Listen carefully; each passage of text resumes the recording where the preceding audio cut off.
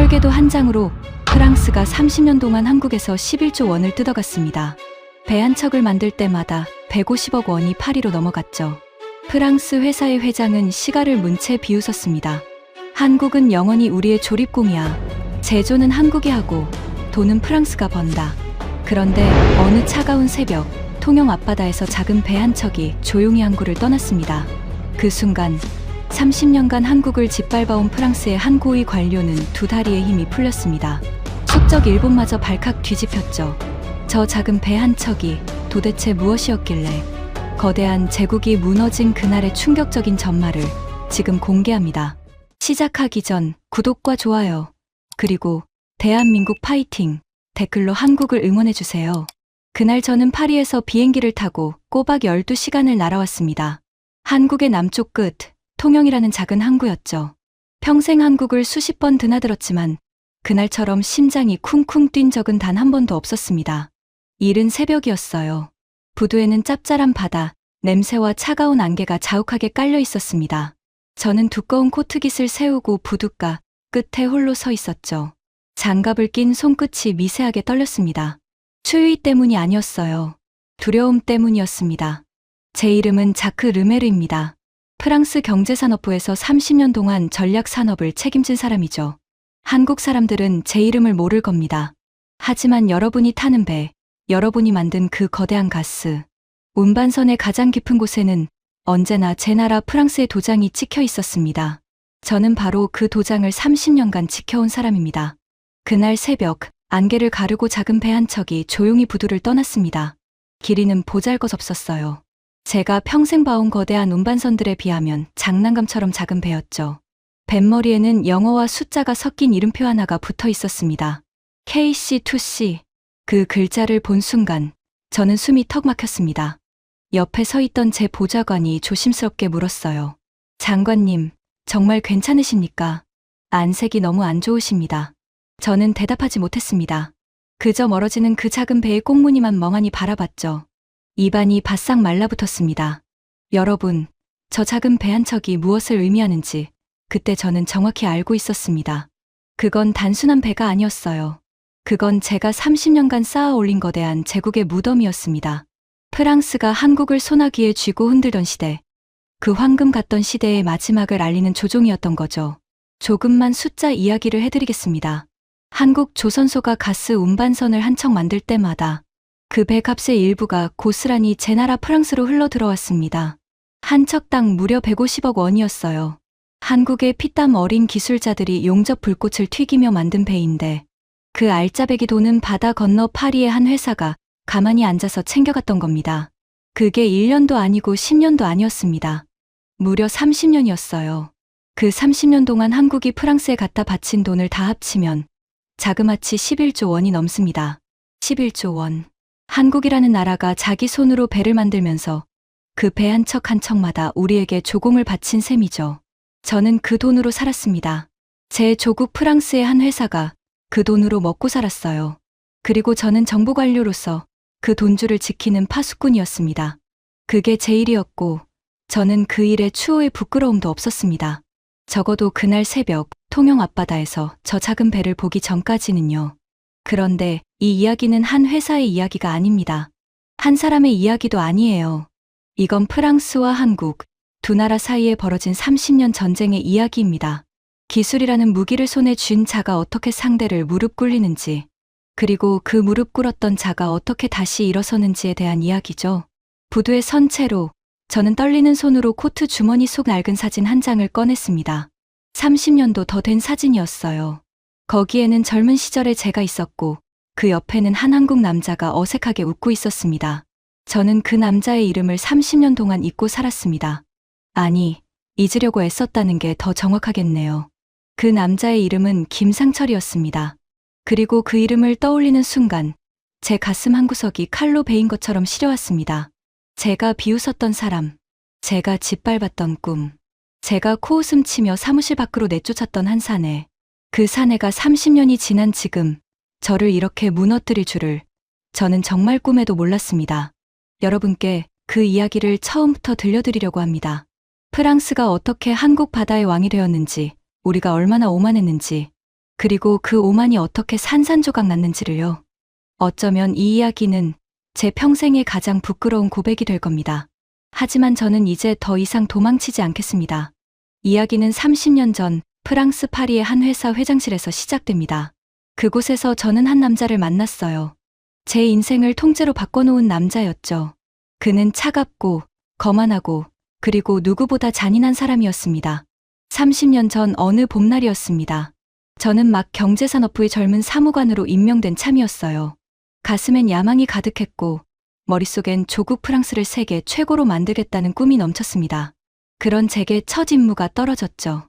프랑스의 한 회사를 만나 협력 방안을 논의하라는 것이었습니다. 그 회사의 이름을 들으면 한국 사람 대부분은 고개를 갸웃할 겁니다. GTT라는 회사였어요. 이름조차 생소하시죠? 하지만 이 회사는 당시 전 세계 바다를 조용히 그러나 완벽하게 지배하고 있었습니다. 가스를 실어 나르는 거대한 배의 심장. 그러니까 영하 163도의 액체 가스를 담는 거대한 통을 만드는 설계, 기술을 손에 쥐고 있었거든요. 이게 얼마나 무서운 기술이냐고요? 제가 쉽게 설명해 드리겠습니다. 천연가스를 영하 163도까지 꽁꽁 얼리면 부피가 무려 600분의 1로 확 줄어듭니다. 그래야 배에 가득 실어 멀리까지 보낼 수 있죠. 그런데 이 끔찍하게 차가운 액체를 담을 통을 만드는 게 보통 일이 아니었어요. 평범한 강철판을 그 온도에 두면 유리처럼 와장창 깨져버립니다. 지금으로부터 80여 년 전 미국 클리블랜드에서 가스 저장 탱크 하나가 무너진 적이 있습니다. 영하의 차가운 기운이 받침돼 철근을 서서히 갉아먹고 있다는 걸 아무도 몰랐던 거죠. 결국 탱크가 깨지면서 거대한 불기둥이 치솟았고 100명이 넘는 사람이 목숨을 잃었습니다. 그 사건 이후 전 세계는 이 차가운 액체를 극도로 두려워하게 됐어요. 바로 그 두려운 난제를 제 조국 프랑스의 GTT가 풀어냈습니다. 특수한 금속판을 마치 천겹의 옷처럼 겹겹이 쌓는 기술이었죠. 영하 163도의 지옥 같은 환경에서도 갈라지지 않는 그 설계도 한 장이 전 세계 가스 운반선 10척 중 9척에 들어가게 됩니다. 무슨 뜻이냐면요. 세상에서 가스 운반선을 만들고 싶은 자는 누구든 무조건 우리 GTT의 머리를 조아리고 설계도를 비싼 돈 주고 사가야 한다는 뜻이었습니다. 그 회사의 회장실 문을 열고 들어선 순간을 저는 30년이 지난 지금도 또렷이 기억합니다. 회장실은 어마어마하게 넓었어요. 한쪽 벽은 통째로 유리창이었고 그 너머로 파리의 강이 햇빛에 은빛으로 반짝이고 있었죠. 두꺼운 가죽 소파에서는 값비싼 냄새가 풍겼고 공기 중엔 짙은 씨가 연기가 떠다녔습니다. 그리고 그 거대한 책상 뒤에 한 남자가 앉아 있었습니다. 에밀 보나르, GTT의 회장이었죠. 그는 손가락 사이에 시가를 끼운 채 저를 위아래로 천천히 훑어봤습니다. 그 눈빛이 어찌나 차갑던지 저는 등골이 서늘해지는 걸 느꼈어요. 마치 먹잇감을 가늠하는 맹수의 눈빛 같았습니다. 자네가 정부에서 보낸 새 얼굴인가? 그가 입을 열었습니다. 목소리는 낮고 부드러웠지만 그 안엔 칼날이 숨어 있었어요. 안게, 그리고 잘 들어.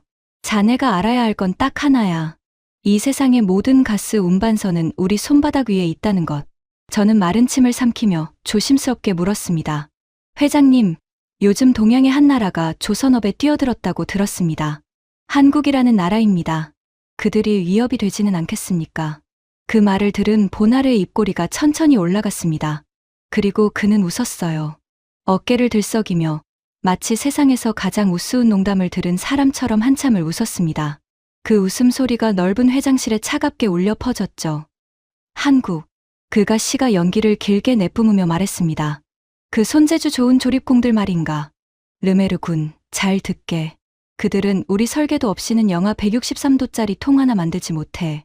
그들은 그저 우리가 그려준 도면대로 철판을 자르고 용접하는 일꾼일 뿐이야. 영원히 그럴 거고. 그는 책상 위에 두 손을 깍지 끼고 몸을 앞으로 기울였습니다. 그 눈빛에는 어떤 망설임도 일말의 자비도 없었어요. 세상엔 두 종류의 나라가 있어. 머리를 쓰는 나라, 그리고 몸을 쓰는 나라. 우리 프랑스는 머리를 쓰지. 설계도를 그리고 도장을 찍고 돈을 받아. 한국 같은 나라는 몸을 쓰는 거야. 땀 흘려 배를 만들고 그 대가의 절반을 우리에게 갖다 바치는 거지. 제조는 한국이 하고 돈은 프랑스가 번다. 이게 세상의 질서야. 자연의 법칙이라고. 저는 그때 부끄럽게도 그 말이 옳다고 믿었습니다. 아니, 멋지다고까지 생각했어요. 젊고 야망에 찬 제게 보나르의 그 오만함은 강자의 여유처럼 보였거든요. 기술이 곧 국력이고 국력을 쥔 자가 약자를 부리는 건 당연하다고 여겼습니다. 그게 제 30년의 시작이었습니다.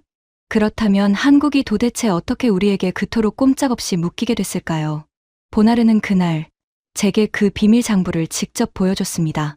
그가 책상 서랍에서 두꺼운 가죽 서류철 하나를 꺼냈을 때 저는 그 안에 적힌 숫자들을 보고 입을 다물지 못했습니다. 먼저 첫 번째 덫이 있었습니다. 보나르는 그걸 끼워 팔기라고 불렀죠. GTT는 한국 조선소의 설계도만 따로 팔지 않았습니다.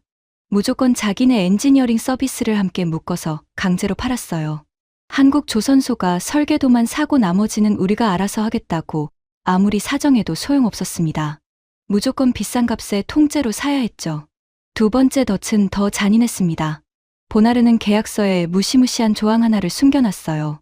만약 조선소가 GTT 특허의 정당성에 대해 의문을 제기하면 우리는 언제든 계약을 끊어버릴 수 있다는 조항이었습니다.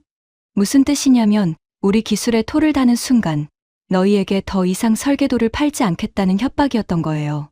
배를 만들려면 무조건 GTT 설계도가 필요한 한국 조선소들은 부당한 조항을 발견해도 입을 꼭 다물 수밖에 없었습니다.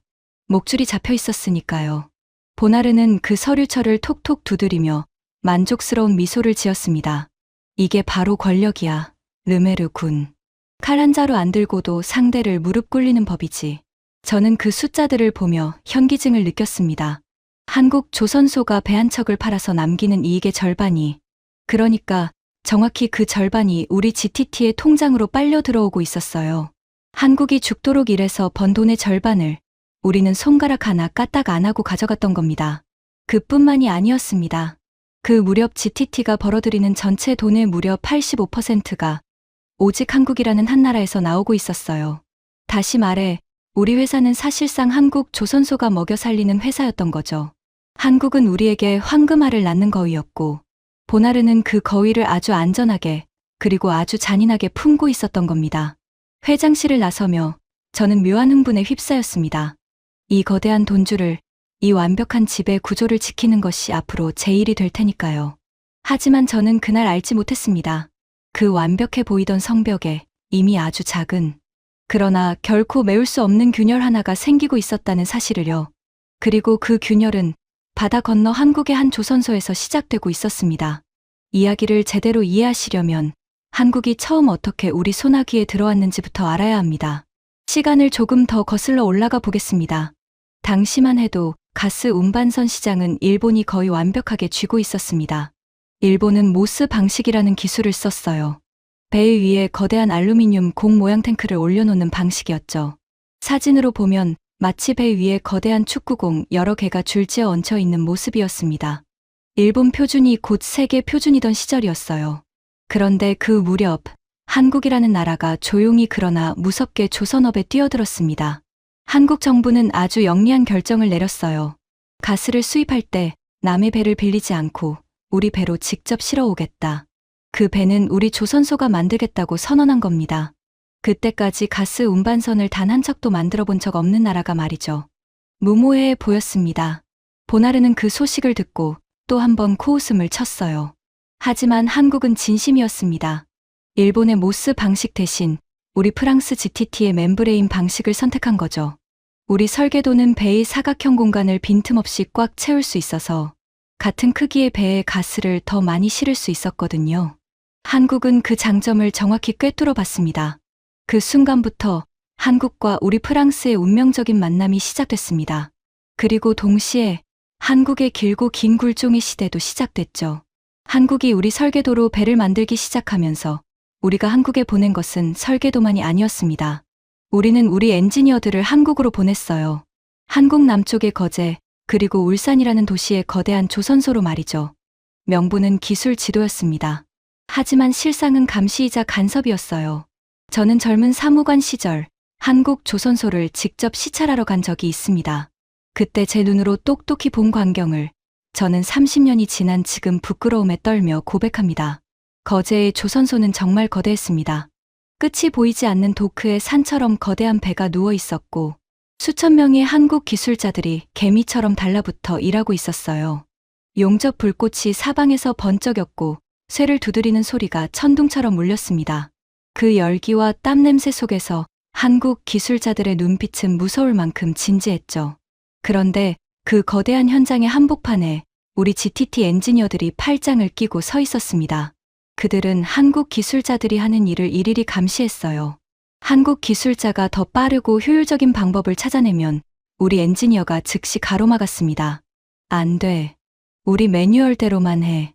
그 한마디면 끝이었죠. 저는 그날 한 장면을 목격했습니다. 한 젊은 한국 기술자가 도면 한 장을 들고 우리 엔지니어에게 다가갔어요. 그는 서툰 영어로 하지만 눈을 반짝이며 무언가를 설명하려 했습니다. 자기가 생각해낸 더 나은 방법이 있다고요. 작업 시간을 크게 줄일 수 있는 아이디어라고 했죠. 우리 엔지니어는 그 도면을 거들떠보지도 않았습니다. 그저 손을 휘휘 저으며 차갑게 내뱉었어요. 너희가 뭘 안다고. 시키는 대로나 해. 그 젊은 기술자의 얼굴이 불그락불락해지는 걸 저는 똑똑히 봤습니다. 그는 입술을 깨물고 도면을 구긴 채 돌아섰죠. 그 뒷모습이 어찌나 쓸쓸하던지요. 그게 바로 그 시절 한국 조선업의 현실이었습니다.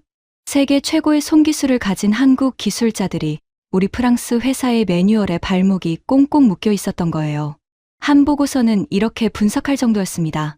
한국이 배 한 척 만드는데 시간이 그렇게 오래 걸리는 이유는 GTT의 지나친 간섭 때문에 한국 조선소들이 스스로 더 나은 공법을 개발하지 못하기 때문이라고요. 그리고 바로 그 시찰에서 저는 한 남자를 만났습니다. 김상철. 제 코트 주머니 속 사진 속의 그 남자였습니다. 그는 당시 한국 조선소의 기술 연구를 이끌던 사람이었어요. 나이는 저보다 조금 위였고 손은 거칠었지만 눈빛만큼은 누구보다 형형했습니다. 시찰을 마치고 마련된 작은 만찬 자리에서 그가 제게 다가와 잔을 부리쳤어요. 그리고 어눌하지만 또박또박 잊을 수 없는 말을 했습니다. 르메르 씨. 그가 말했어요. 우리는 영원히 당신들의 매뉴얼대로만 살지는 않을 겁니다. 언젠가 반드시 우리 한국 사람들의 손으로 우리만의 기술로 이 통을 만들어낼 겁니다. 그날이 오면 우리는 더 이상 당신들에게 한 푼도 바치지 않을 거예요.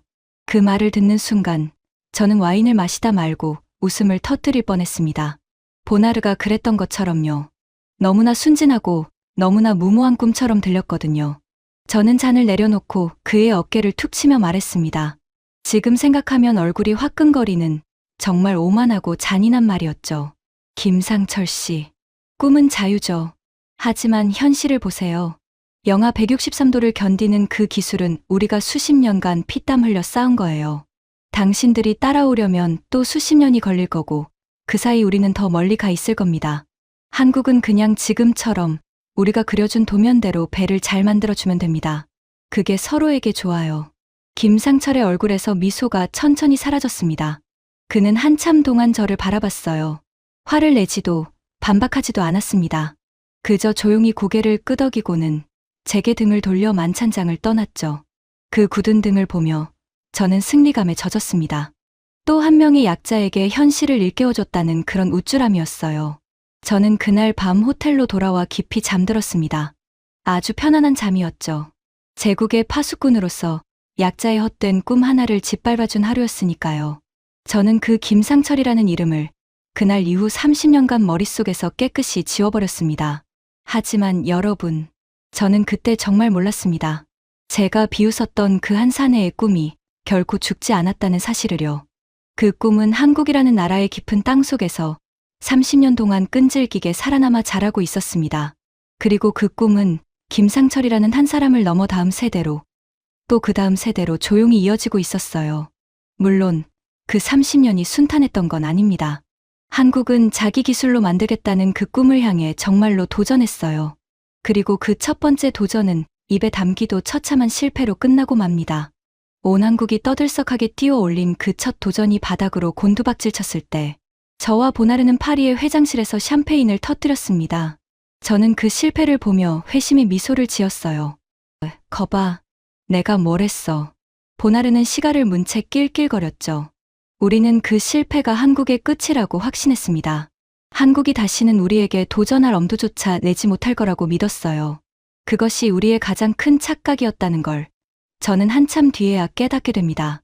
한국의 그 처참한 첫 실패는 끝이 아니었습니다.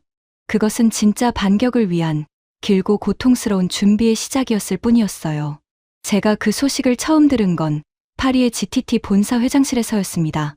한국이 마침내 자기들 손으로 가스 화물창을 만들었다는 소식이었어요. 자기 나라 기술로 설계한 통을 실제 배에 싣고 처음으로 바다에 띄운다는 거였죠.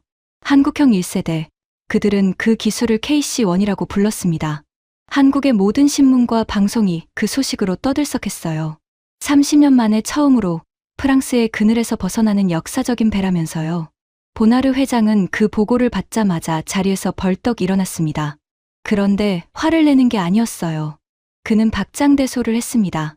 배를 잡고 눈가에 눈물까지 맺힐 정도로 웃어댔죠.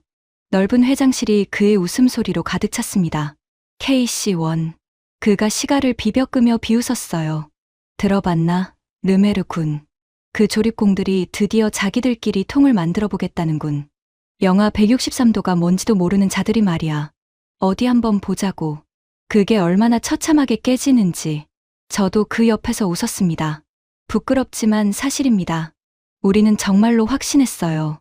한국이 실패할 거라고요.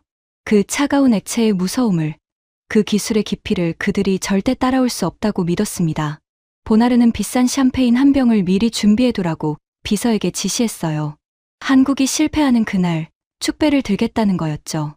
그리고 그날은 우리 예상보다 훨씬 빨리 찾아왔습니다. 한국의 두 척이 바다에 나간 지 얼마 지나지 않아서였어요. 그 배들에서 문제가 터졌습니다. 화물창 바깥 벽에 물방울이 맺히기 시작한 거예요. 차가운 부분에 이슬이 맺히는 현상이었죠. 이게 무슨 뜻이냐면 영하 163도의 끔찍한 냉기가 단열재를 뚫고 새어나오고 있다는 신호였습니다. 우리는 그걸 차가운 점, 콜드 스팟이라고 불렀어요. 화물창에 있어서는 절대로 일어나서는 안 되는 치명적인 결함이었습니다. 두 척의 배는 결국 운항을 멈췄습니다. 가스를 싣고 바다를 누벼야 할 배가 항구에 발이 묶여버린 거예요.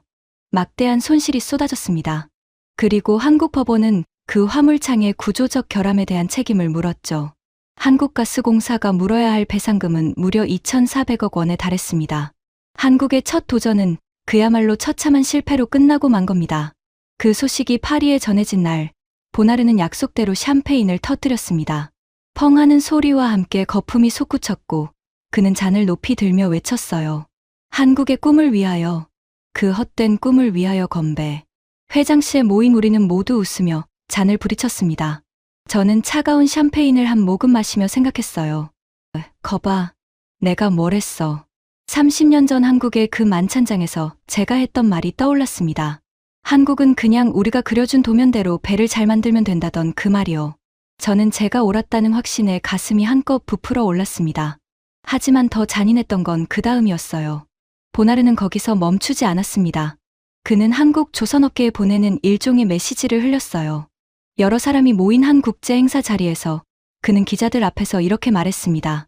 그 한마디가 한국 사람들의 가슴에 비수처럼 꽂혔죠. 한국 친구들이 좋은 교훈을 얻었기를 바랍니다. 기술이라는 건 돈으로 흉내낼 수 있는 게 아니에요. 그건 수십 년의 시간과 깊이가 만드는 겁니다. 한국은 배를 만드는 데는 재능이 있죠. 하지만 그 배의 심장을 만드는 일은 우리 프랑스에게 맡겨두는 게 모두를 위해 좋을 겁니다. 다시는 무모한 도전으로 아까운 돈을 날리지 않기를 바라요. 그 발언은 한국 전역에 그대로 보도됐습니다. 한국 사람들의 자존심은 갈기갈기 찢겼죠. 그리고 그 칼날의 가장 깊은 곳을 맞은 사람이 한 명 있었습니다. KC1의 개발을 처음부터 끝까지 이끌었던 사람. 바로 김상철이었어요. 여러분, 기억하시나요? 30년 전 거제의 만찬장에서 제게 언젠가 한국 손으로 통을 만들겠다고 말했던 그 형형한 눈빛의 사내 말입니다. 그는 그 꿈을 정말로 한 번도 버리지 않았어요. 머리가 희끗희끗해지도록 평생을 그 화물창 연구에 바쳤습니다. KC1은 그의 인생 전부가 담긴 작품이었던 거죠. 그런데 그 작품이 실패했습니다. 그리고 세상은 잔인했어요. 모든 비난의 화살이 김상철에게 쏟아졌습니다. 무모한 욕심으로 나라에 2,400억 원의 손실을 안긴 사람, 검증도 안 된 기술로 국민을 속인 사람, 사람들은 그를 그렇게 손가락질했어요. 한때 한국 조선업의 자존심으로 축혀 세워지던 그가 하루아침에 죄인이 되어버린 겁니다. 김상철은 모든 자리에서 물러났습니다. 30년을 바친 연구소를 떠나야 했죠. 그가 마지막으로 연구소를 나서던 날, 그 누구도 그를 배웅하지 않았다고 합니다. 등 뒤로 쏟아지는 차가운 시선만이 그를 따라왔을 뿐이었어요. 그는 그렇게 조용히 역사 속으로 사라지는 듯했습니다. 저는 그때 그 모든 일을 파리에서 와인 잔을 기울이며 지켜봤습니다. 김상철이라는 이름이 신문에 오르내리는 걸 보면서도 저는 그가 30년 전 그 만찬장의 사내라는 걸 까맣게 잊고 있었어요. 그저 또 한 명의 어리석은 한국인이 무모한 꿈을 꾸다 추락했다고만 생각했죠. 우리는 그것이 한국의 끝이라고 확신했습니다. 한번 이렇게 처참하게 무너졌으니 다시는 일어설 엄두도 내지 못할 거라고요. 한국은 영원히 우리 GTT의 설계도에, 우리의 매뉴얼에, 우리의 도장에 매달릴 거라고 믿었습니다. 매년 수천억 원의 돈을 우리에게 바치면서요. 하지만 우리는 한 가지를 몰랐습니다.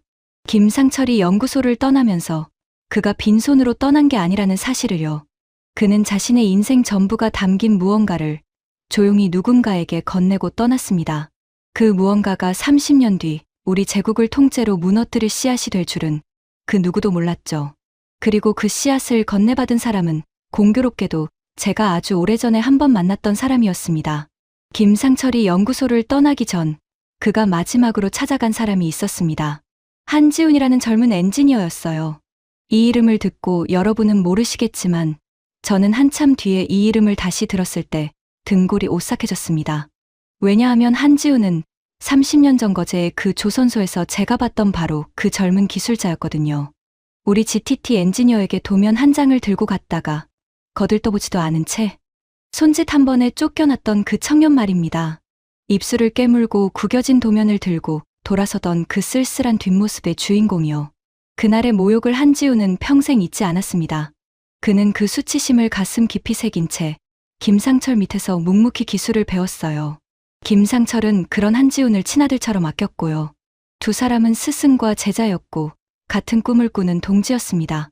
김상철이 한지훈을 찾아간 그날은 비가 추적추적 내리는 늦은 저녁이었다고 합니다.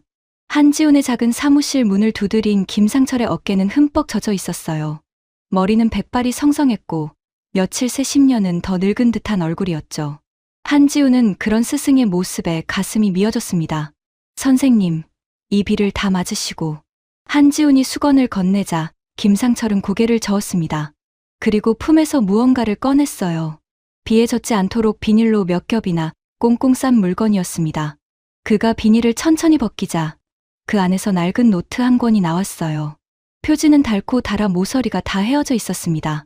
손때가 묻어 거뭇해진 그 노트는 김상철이 평생을 들고 다닌 연구 노트였어요.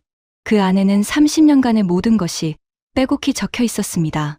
영하 163도를 견디는 통을 만들기 위해 그가 흘린 땀, 수없이 실패한 실험들, 그리고 KC1이 왜 실패했는지에 대한 뼈아픈 분석까지요. 한군. 김상철이 떨리는 목소리로 말했습니다. 나는 이제 끝났네. 세상이 나를 죄인으로 만들었고 나는 더 이상 연구소에 남을 수가 없어. 하지만 말이야, 우리가 실패한 건 우리가 틀려서가 아니었어. 단지 아직 완성되지 않았을 뿐이야. 그는 노트를 한지훈의 두 손에 꼭 쥐어주었습니다. 그의 거친 손이 한지훈의 손을 감쌌어요. 여기, 이 안에 답이 있네. 콜드 스팟을 왜 못 막았는지, 단열을 어떻게 더 완벽하게 해야 하는지, 내가 죽기 직전까지 알아낸 모든 게 다 적혀 있어. 나는 이걸 완성하지 못하고 떠나지만 자네는 다를 거야. 자네는 30년 전 그 조선소에서 프랑스 놈들에게 도면을 빼앗기고도 포기하지 않았던 사람이잖나. 약속해주게. 반드시 우리 손으로 완성해주게. 한지훈의 눈에서 뜨거운 것이 왈칵 솟았습니다. 그는 노트를 가슴에 꼭 끌어안고 고개를 끄덕였어요. 목이 메어 말이 나오지 않았습니다. 한참 만에야 그는 겨우 입을 열었죠. 선생님, 반드시 완성하겠습니다. 우리 기술로 우리 바다 위에 띄우겠습니다. 그날이 오면 제일 먼저 선생님을 모시겠습니다. 김상철은 희미하게 웃었습니다. 그리고 다시 빗속으로 걸어 나갔어요. 그 구분등이 어둠 속으로 사라질 때까지 한지훈은 창가에 서서 노트를 끌어안은 채 한참을 울었다고 합니다. 여러분, 저는 이 이야기를 한참 뒤에 전해 듣고 제 자신이 너무나 부끄러워 견딜 수가 없었습니다. 제가 와인 잔을 기울이며 비웃던 그 실패 뒤에는 이런 사람들이 있었던 거예요. 평생을 바친 꿈이 무너졌어도 결코 포기하지 않은 사람들. 스승의 한을 제자가 이어받는 그런 뜨거운 마음을 가진 사람들이요. 그리고 한국이라는 나라는 그 한 사람의 꿈을 결코 외면하지 않았습니다. 한국 정부가 움직이기 시작했어요. 첫 도전의 처참한 실패에도 불구하고 한국은 다시 일어서기로 한 겁니다. 정부의 산업부처가 가스 화물창 기술의 국산화를 나라의 가장 중요한 과제 중 하나로 못 박았습니다. 단순히 한 회사의 일이 아니라 국가의 명운을 건 사업으로 격상시킨 거죠. 그러고는 한국의 모든 힘을 한 곳에 모았습니다. 정부와 한국가스공사가 앞장섰고 한국의 새 거대 조선소가 손을 맞잡았어요. 삼성중공업, HD현대, 그리고 하나오션이었습니다. 평소엔 서로 한 푼이라도 더 따내려 치열하게 경쟁하던 회사들이 이 일만큼은 한 배를 탄 겁니다. 거기에 대학과 연구기관까지 모두 뭉쳤죠. 그들이 새롭게 도전한 기술의 이름이 바로 KC2C였습니다. 김상철의 노트에 담긴 30년의 지혜를 바탕으로 한지훈이 그 개발의 한가운데 섰어요. 그는 스승의 노트를 책상 위에 펼쳐놓고 밤이고 낮이고 연구에 매달렸습니다. 실패의 원인을 하나하나 파헤쳤고 노트에 적힌 답을 현실로 만들어갔죠. 그 소식은 바다 건너 파리에도 전해졌습니다. 보나르는 또 한 번 코웃음을 쳤어요. 한국이 또 시작이군. 한 번 데이고도 정신을 못 차렸어. 좋아. 또 한 번 망신을 당하겠다는데 누가 말리겠나. 그는 대수롭지 않게 여겼습니다. 하지만 저는 그날 처음으로 조금 이상한 기분을 느꼈습니다. 보고서에 적힌 한 이름 때문이었어요. 한지훈. 어딘가 익숙한 이름이었지만 그게 누구인지 그때는 떠올리지 못했죠. 그저 가슴 한구석이 까닭없이 서늘해지는 걸 느꼈을 뿐입니다. 마치 오래전에 묻어둔 무언가가 땅을 뚫고 올라오기 시작하는 그런 불길한 느낌이었어요. 저는 그 느낌을 애써 무시했습니다. 한국 따위가 우리를 위협할 리 없다고 스스로에게 되뇌었죠. 하지만 그 작은 불안은 시간이 갈수록 점점 더 커져만 갔습니다. 시간이 흘렀습니다. 한국의 도전은 우리 예상보다 훨씬 끈질겼어요. 한지훈과 그의 동료들은 수년 동안 KC2C에 매달렸습니다. 그들은 김상철의 노트를 거의 달아 없어질 때까지 들여다봤어요. 실패한 부분을 보완하고 또 보완했죠. 콜드 스팟이 생겼던 그 치명적인 약점을 잡기 위해 단열 구조를 완전히 새롭게 설계했습니다. 한번 무너졌던 사람들이라 그들은 누구보다 신중했어요. 그러던 어느 날 제 책상에 한 통의 보고서가 올라왔습니다. 한국의 KC2C에 대한 기술 분석 보고서였어요. 우리 GTT의 정보 담당자들이 한국의 기술을 몰래 분석한 자료였죠. 저는 별 생각 없이 그 보고서를 집어들었습니다. 어차피 또 한 번의 실패 소식이려니 했어요. 하지만 그 보고서를 읽어내려가던 제 손이 어느 순간 멈췄습니다. 거기엔 이렇게 적혀 있었어요. 한국형 화물창 KC2C의 2차 방벽 구조가 우리 GTT의 설계보다 더 안전한 것으로 평가된다고요. 저는 그 문장을 다시 읽었습니다. 한 번, 두 번, 세 번이요. 제 눈을 의심했죠. 2차 방벽이라는 게 뭔지부터 설명을 드려야겠네요. 화물창은 영하 163도의 가스가 새어나가지 못하도록 두 겹의 벽으로 막아둡니다. 1차 방벽이 뚫리더라도 2차 방벽이 최후의 보루로 막아주는 거죠. 그게 바로 화물창 안전의 핵심입니다. 그런데 그 가장 중요한 안전장치에서 한국의 기술이 우리를 앞섰다는 겁니다. 우리 프랑스가 수십 년간 세계 최고라고 자부해온 바로 그 부분에서요. 저는 보고서를 책상에 탁 내려놓았습니다. 이마에 식은땀이 배어나오는 게 느껴졌어요. 손가락 끝이 차갑게 식어갔습니다. 저는 애써 마음을 다잡으며 생각했죠. 말도 안 돼. 분석이 잘못된 거야. 한국이 어떻게 우리를 넘어서 그 손재주 좋은 조립공들이 어떻게. 저는 그 보고서를 서랍 깊숙이 처박았습니다. 보지 않은 셈치기로 한 거예요. 하지만 그날 밤 저는 잠을 이루지 못했습니다. 자꾸만 그 문장이 머릿속에 맴돌았어요. 더 안전하다. 우리보다 더 안전하다. 그 한마디가 제 확신에 처음으로 작은 금을 그었습니다. 며칠 뒤 저는 결국 보나르를 찾아갔습니다. 그 보고서를 들고서요. 저는 조심스럽게 보나르에게 그 내용을 전했습니다. 한국의 KC2C가 어쩌면 우리 기술을 위협할지도 모른다고요. 안전성 평가에서 우리를 앞섰다는 분석이 있다고요. 보나르의 반응은 제 예상과 전혀 달랐습니다. 그는 화를 냈어요. 펄쩍 뛰며 책상을 내리쳤죠. 그게 무슨 헛소리야. 한국이 우리를 앞서. 르메르, 자네 정신이 어떻게 된 거 아닌가. 그의 얼굴이 시뻘겋게 달아올랐습니다. 그 보고서를 누가 봤나. 당장 없애버려. 그리고 그딴 분석을 한 자가 누구야. 그자도 입을 다물게 만들어. 한국의 기술이 우리를 넘어섰다는 말이 단 한마디라도 새어나가면 우리 GTT의 신화가 무너지는 거야. 알겠나. 저는 그때 보나르의 눈빛을 봤습니다. 거기엔 분노만 있는 게 아니었어요. 자세히 들여다보니 그 깊은 곳에 두려움이 숨어 있었습니다. 그토록 오만하고 자신만만하던 보나르가 처음으로 무언가를 두려워하고 있었던 거예요. 한국이라는 나라를요. 그 두려움을 감추기 위해 보나르는 더욱 잔인해졌습니다. 그는 한국 조선소들을 향한 압박의 수위를 한 단계 끌어올렸어요. 한국에 보낸 우리 엔지니어들에게 한국의 자체 기술 개발을 사사건건 방해하라고 지시했습니다. 한국 조선소가 KC2C를 위한 어떤 시도를 해도 그 옆에서 끊임없이 트집을 잡고 발목을 잡으라는 거였죠. 또한 그는 한국가스공사를 향해 은근한 협박을 흘렸습니다. 만약 한국이 끝까지 자체 기술을 고집한다면 GTT는 한국에 대한 기술 지원을 전면 중단할 수도 있다고요. 한국이 아직 운항 중인 수백 척의 배는 모두 우리 설계도로 만든 것이었으니 그 지원이 끊기면 한국 조선업 전체가 휘청일 수 있었습니다. 그건 명백한 갑질이자 협박이었어요. 저는 그 지시를 충실히 따랐습니다. 부끄럽지만 저는 여전히 우리 제국의 파수꾼이었으니까요. 하지만 제 마음 한구석에서는 그 작은 균열이 점점 더 벌어지고 있었습니다. 우리가 이렇게까지 한국을 두려워하고 이렇게까지 잔인하게 방해해야 한다는 사실 자체가 무언가 잘못되어 가고 있다는 증거 아니었을까요? 그리고 얼마 지나지 않아 그 작은 균열은 도저히 막을 수 없는 거대한 틈으로 벌어지게 됩니다. 우리가 그토록 감추려 했던 진실이 마침내 온 세상 앞에 드러나기 시작한 거예요. 한국의 KC2C에 대한 소문은 우리가 아무리 막으려 해도 새어나갔습니다. 가장 먼저 반응한 건 뜻밖에도 일본이었어요. 여러분도 아시다시피 일본은 한때 가스 운반선 시장의 절대 강자였습니다.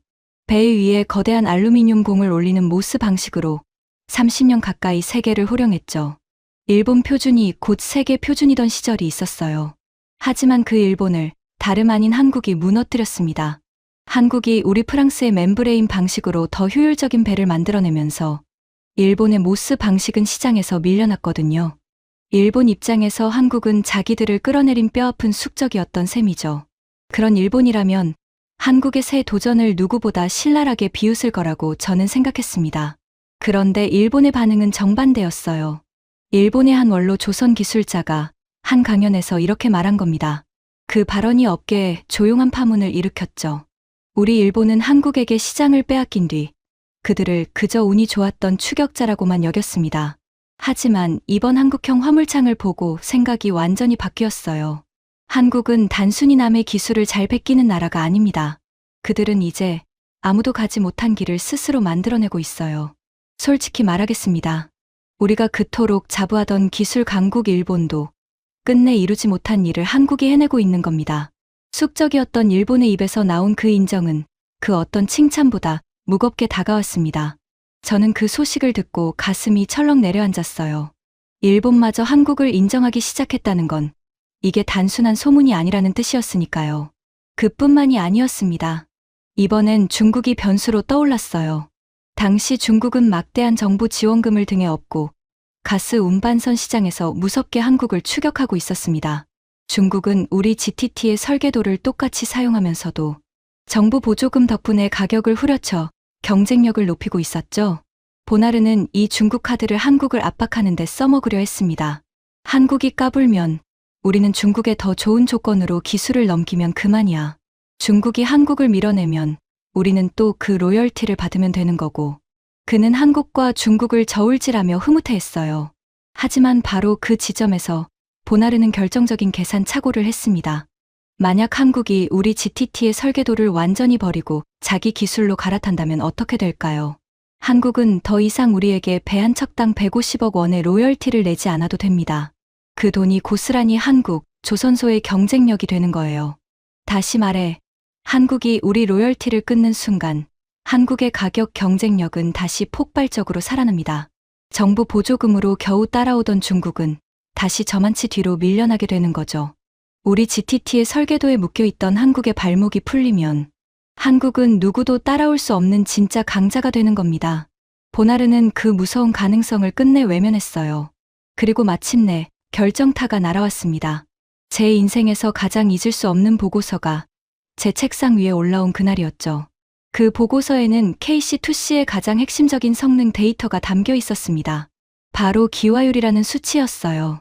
기화율이 뭐냐면 영하 163도로 얼린 가스를 배로 실어 나르는 동안 그 가스가 자연스럽게 다시 기체로 날아가 버리는 비율입니다. 이 기화율이 낮을수록 더 좋은 화물창이에요. 가스를 덜 손해보고 더 멀리, 더 많이 나를 수 있으니까요. 수십 년간 이 기화율을 가장 낮게 잡는 기술은 우리 GTT의 것이었습니다. 그건 우리의 자존심이자 누구도 넘볼 수 없는 영역이라고 믿었죠. 그런데 그 보고서의 숫자를 본 순간 저는 온몸이 얼어붙었습니다. KC2C의 기화율이 우리 GTT의 것보다 더 낮았던 거예요. 한국의 화물창이 우리보다 가스를 덜 잃고 있었습니다. 단열 성능에서 한국이 우리를 완전히 넘어선 겁니다. 저는 보고서를 든 채 한참을 멍하니 앉아 있었습니다. 사무실 창밖으로 파리의 잿빛 하늘이 보였어요. 멀리서 도시의 소음이 웅웅거렸죠. 하지만 제 귀에는 아무 소리도 들리지 않았습니다. 머릿속이 새하얗게 변했어요. 그 순간 저는 인정할 수밖에 없었습니다. 30년간 제가 믿어온 모든 것이 무너지는 소리를요. 한국은 우리를 따라온 게 아니었습니다. 한국은 우리를 넘어섰어요. 우리가 그저 손재주 좋은 조립공이라고 비웃던 그 나라가 어느새 우리가 평생 가보지 못한 곳에 가 있었던 겁니다. 보나르가 그토록 자랑하던 프랑스의 신화는 그저 우리가 만들어낸 환상에 불과했던 거죠. 저는 떨리는 손으로 그 보고서를 들고 다시 보나르의 회장실로 향했습니다. 이번엔 숨길 수가 없었어요. 이건 너무나 명백한 진실이었으니까요. 저는 보나르 앞에 그 보고서를 내려놓고 떨리는 목소리로 말했습니다. 회장님, 이제 인정해야 합니다. 한국은 모든 면에서 우리를 앞섰습니다. 안전성도, 단열 성능도요. 우리가 그들을 막을 방법은 없습니다. 그들이 자기 기술로 배를 띄우는 건 이제 시간 문제일 뿐입니다. 보나르는 그 보고서를 노려봤습니다. 그의 손이 부들부들 떨리는 게 보였어요. 한참의 침묵이 흘렀습니다.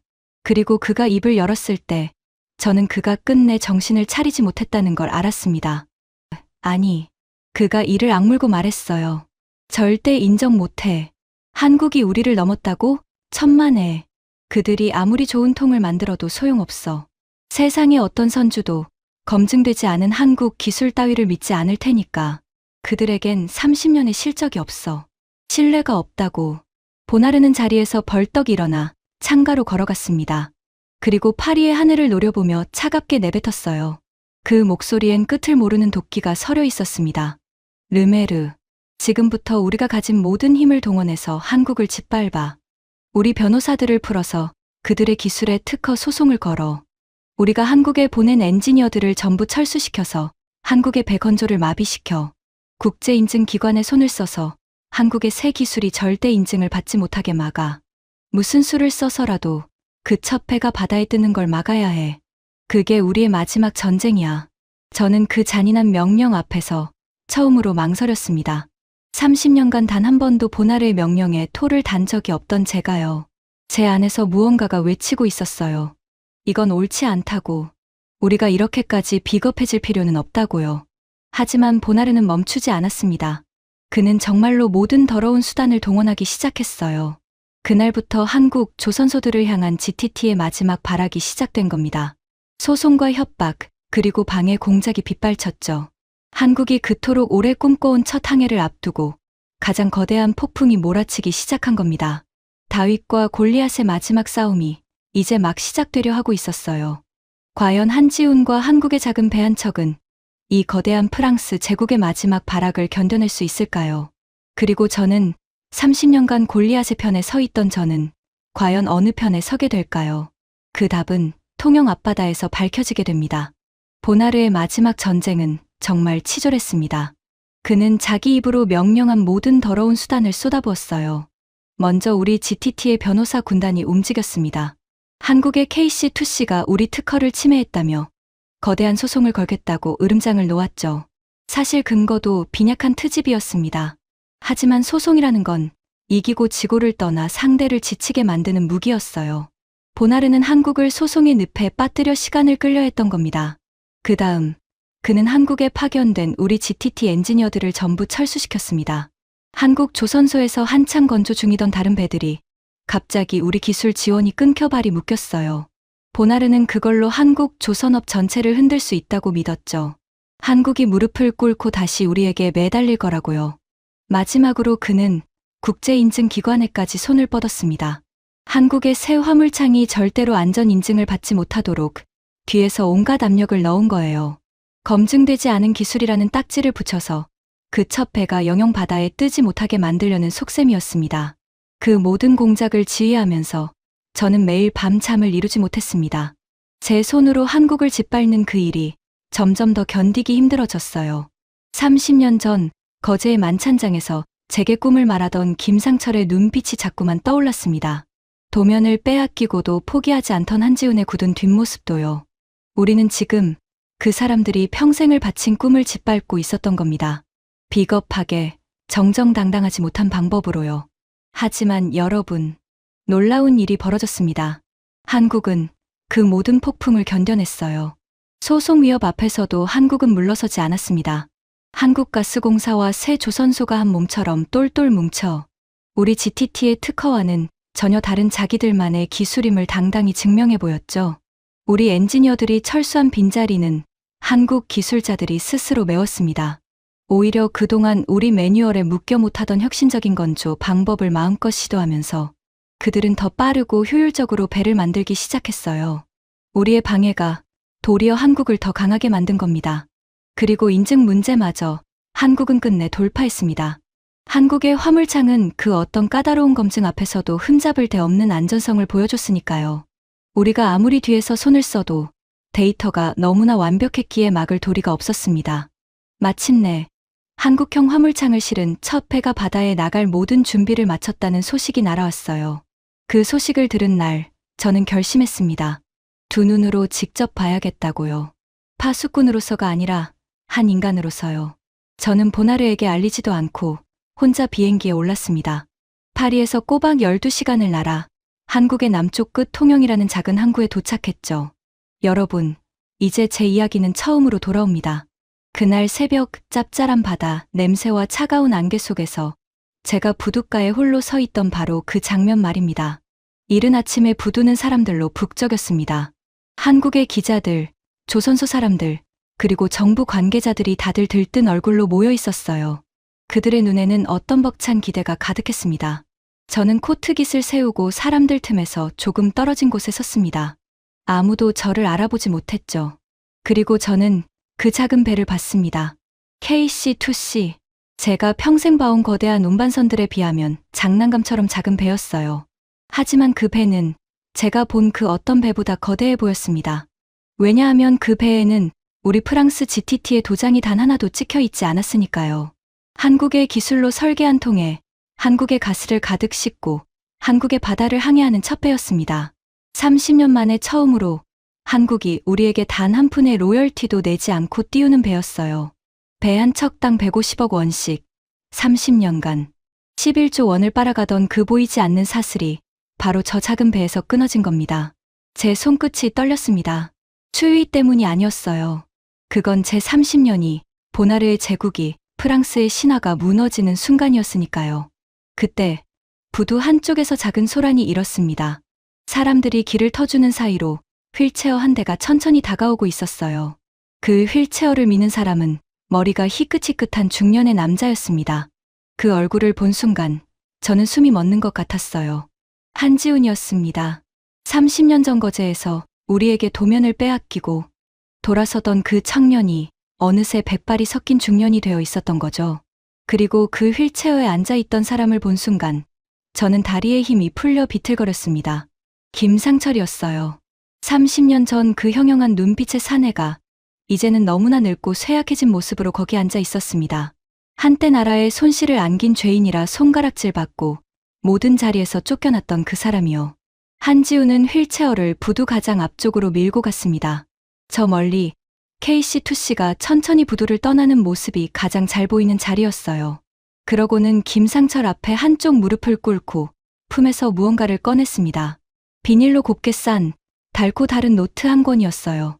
30년의 손때가 묻은 김상철의 그 연구 노트였습니다. 한지우는 그 노트를 김상철의 무릎 위에 가만히 올려놓았습니다. 그리고 떨리는 목소리로 말했어요. 바람결에 그 목소리가 제 귀에까지 들려왔습니다. 선생님, 우리가 해냈습니다. 선생님이 주신 이 노트로, 우리 손으로, 우리 기술로 배를 띄웠습니다. 저기 보이세요. 저 배에는 더 이상 프랑스의 도장이 없습니다. 선생님이 평생 꿈꾸셨던 우리만의 배입니다. 약속드린 대로 제일 먼저 선생님을 모셨습니다. 김상철은 떨리는 손으로 그 낡은 노트를 어루만졌습니다. 그의 주름진 눈가에서 굵은 눈물이 주르륵 흘러내렸어요. 그는 멀어지는 배를 바라보며 오랫동안 아무 말도 하지 못했습니다. 그저 노트를 쓰다듬고 또 쓰다듬을 뿐이었죠. 30년의 한이, 30년의 서름이 그 눈물 속에 다 녹아 있었습니다. 한참 만에 김상철이 입을 열었습니다. 갈라진 목소리였지만 그 안엔 누구도 꺾지 못한 자부심이 가득했어요. 고맙네, 한군. 정말 고맙네. 나는 죄인이 아니었어. 우리는 틀리지 않았어. 단지 조금 일렀을 뿐이야. 그리고 자네가 그 꿈을 끝내 완성해줬어. 저는 그 광경을 멀리서 지켜보며 제 두 뺨이 뜨거운 것으로 젖어드는 걸 느꼈습니다. 30년간 단 한 번도 흘려본 적 없는 눈물이었어요. 부끄러움과 후회, 그리고 알 수 없는 어떤 벅찬 감정이 한꺼번에 밀려왔습니다. 제가 비웃었던 그 꿈은 결국 옳았습니다. 제가 짓밟으려 했던 그 사람들은 결국 이겼어요. 저는 그 자리에 서서 마음속으로 조용히 고개를 숙였습니다. 김상철에게, 한지훈에게, 그리고 30년 동안 우리에게 짓밟히면서도 끝내 꿈을 포기하지 않은 한국의 모든 기술자들에게요. 같은 시각, 바다 건너 파리의 GTT 본사는 완전히 다른 풍경이었습니다. 제가 나중에 전해 들은 이야기예요. 한국의 첫 항해 소식이 전해지자 회장실의 보나르는 미친 사람처럼 날뛰었다고 합니다. 그는 책상 위에 서류를 모조리 바닥에 내동댕이 쳤어요. 값비싼 시가 상자를 벽으로 집어 던졌고 비서들에게 고래고래 소리를 질렀습니다. 이럴 리가 없어. 이건 사기야. 한국 따위가, 그 조리콩들 따위가 우리를 이겼다고? 말도 안 돼. 그의 얼굴은 분노로 일그러졌고 입가엔 거품이 일었다고 해요. 하지만 그가 아무리 발버둥 쳐도 진실은 바뀌지 않았습니다. 우리 GTT가 벌어들이는 돈의 85%가 오직 한국에서 나왔다는 사실을 기억하시죠? 그 황금알을 낳던 거위가 이제 우리 손을 완전히 떠난 겁니다. 보나르가 그토록 잔인하게 품고 있던 그 거위가요. 그가 30년간 쌓아 올린 제국은 한국이라는 단 하나의 시장을 잃으면서 뿌리부터 흔들리기 시작했습니다. 끝까지 보나르는 자신의 잘못을 인정하지 않았다고 합니다. 그는 한국을 저주하고 세상을 원망하고 운이 나빴을 뿐이라고 우겼어요. 한때 칼 한 자루 안 들고도 상대를 무릎 꿇린다며 거만하게 웃던 그 남자는 이제 텅 빈 회장실에서 홀로 분노만 사기는 초라한 노인이 되어 있었습니다. 그것이 약자를 짓밟으며 군림하던 자의 마지막 모습이었어요. 통영의 그 작은 배 한 척이 정말 그렇게 큰 의미였을까요? 어떤 분들은 그렇게 생각하실지도 모릅니다. 고작 작은 배 한 척 아니냐고요. 하지만 여러분, 저는 단언합니다. 그 작은 배는 시작에 불과했습니다. 그리고 그 시작이야말로 가장 거대한 것이었어요. 생각해보세요. 한국이 만약 끝내 자기 기술을 갖지 못했다면 어땠을까요? 한국은 영원히 우리 프랑스의 로열티를 바치는 신세로 남았을 겁니다. 그뿐만이 아니에요. 앞으로 다가올 더 거대한 시장에서도 똑같은 굴종을 반복해야 했을 겁니다. 지금 전 세계는 새로운 시대로 나아가고 있습니다. 가스 운반선만이 아니에요. 깨끗한 에너지를 나르는 수소 운반선, 암모니아 운반선, 그리고 이산화탄소를 실어 나르는 배까지 차세대 선박의 시대가 활짝 열리고 있죠. 그런데 이 모든 미래의 배들 역시 영하의 극저온 액체를 담는 화물창 기술이 가장 핵심입니다. 다시 말해 그 극저온 기술을 가진 자가 앞으로 30년의 바다를 지배하게 되는 거예요. 만약 한국이 우리 GTT에 계속 묶여 있었다면 한국은 그 미래의 패권마저 우리에게 고스란히 내줘야 했을 겁니다. 우리가 가스 운반선으로 30년간 한국을 부려먹었듯이 또다시 30년을 그렇게 빨아먹었겠죠. 하지만 이제 모든 게 달라졌습니다. 한국은 자기 손으로 화물창 기술을 완성했어요. 그 기술을 발판 삼아 수소선도, 암모니아선도 한국이 직접 주도할 수 있게 된 겁니다. 다음 30년의 바다는 더 이상 프랑스의 것이 아닙니다. 그건 한국의 것이 될 거예요. 통영의 그 작은 배 한 척이 바로 그 거대한 미래의 문을 연 첫 열쇠였던 겁니다. 저는 한국에서 돌아온 뒤 30년간 몸담았던 자리에서 물러났습니다. 더 이상 그 일을 할 수가 없었어요. 약자를 짓밟고 그 위에 군림하는 일이 얼마나 부끄럽고 헛된 것이었는지를 마침내 깨달았으니까요. 이제 저는 그날 통영에서 본 것을 평생 잊지 못할 겁니다. 휠체어에 앉아 낡은 노트를 쓰다듬으며 눈물 흘리던 한 노인의 모습을요. 그 옆에서 무릎 꿇고 30년의 약속을 지킨 한 사내의 모습을요. 그리고 그들이 끝내 띄워 올린 프랑스의 도장이 없는 그 작은 배를요. 여러분, 저는 이제 알겠습니다. 진짜 강한 나라는 가장 좋은 기술을 가진 나라가 아니었어요. 한번 무너져도 다시 일어서고 비웃음을 당해도 꿈을 포기하지 않고 스승의 한을 제자가 이어받아 끝내 완성해내는 그런 끈질긴 사람들이 모인 나라였습니다. 우리 프랑스는 30년간 한국을 우리 손바닥 위에 있다고 믿었습니다. 하지만 사실은 우리가 그들의 인내심 위에서 잠시 군림했을 뿐이었어요. 그리고 그 인내심이 마침내 결실을 맺는 날, 우리의 시대는 끝이 났습니다. 너무나 당연한 일이었죠. 30년 전 거제의 만찬장에서 한 사내가 제게 했던 말이 있습니다. 언젠가 반드시 우리 한국 사람들의 손으로 통을 만들어낼 거라고. 그날이 오면 더 이상 당신들에게 한 푼도 바치지 않을 거라고요. 저는 그때 그 말을 비웃었습니다. 하지만 그 말은 30년 만에 정확히 현실이 되었어요. 통영 앞바다의 그 차가운 새벽의 말입니다. 이것이 30년간 한국을 짓밟았던 한 프랑스인의 부끄러운 고백입니다. 그리고 동시에 결코 포기하지 않은 한국이라는 나라에 바치는 늦었지만 진심 어린 경의입니다. 지금까지 30년간 한국을 짓밟아온 프랑스 관료의 고백으로 들려드린 한국 조선업이 프랑스의 독점을 끝낸 이야기였습니다. 한번 무너져도 다시 일어서고 비웃음 속에서도 끝내 꿈을 포기하지 않은 우리 기술자들의 이야기죠. 이 자랑스러운 이야기가 더 많은 분들께 닿을 수 있도록 널리 공유해주세요. 포기하지 않는 한 사람의 집념이 끝내 나라의 미래를 바꿉니다. 영상이 마음에 드셨다면 구독과 좋아요도 부탁드립니다. 지금까지 감동 새벽이었습니다. 감사합니다.